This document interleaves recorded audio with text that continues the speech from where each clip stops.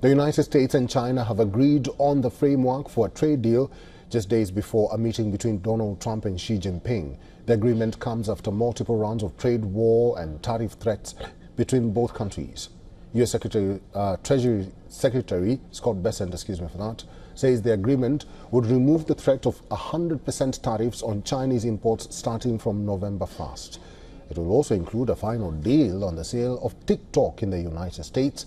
The comprehensive deal was forged on the sidelines of the ASEAN summit in Malaysia. Trump is expected to meet Xi face-to-face in South Korea on Thursday on the sidelines of the APEC summit. Earlier, he had suggested he could potentially make concessions to China in a bid to alleviate trade tensions between the two economic powerhouses.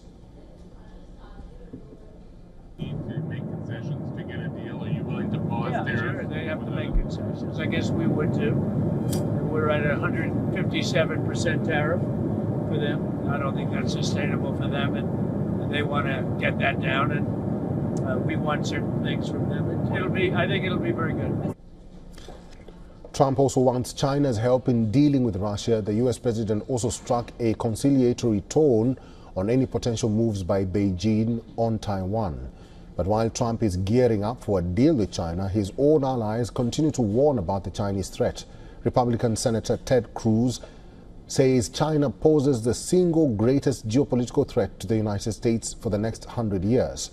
Speaking at the Heritage Foundation, Cruz said that the Chinese are engaged in a 1,000-year war against the United States and their objective is complete and total global dominance.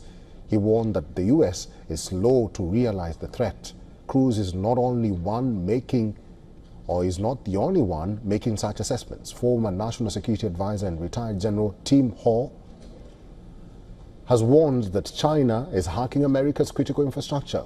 He told CBS News 60 Minutes program that China is targeting not just the U.S. military and industry, but also Americans in their homes. General said that Chinese hacking targeted basic infrastructure, including water, electrical power infrastructure, and transportation. He admitted that in many cases, they are vulnerable.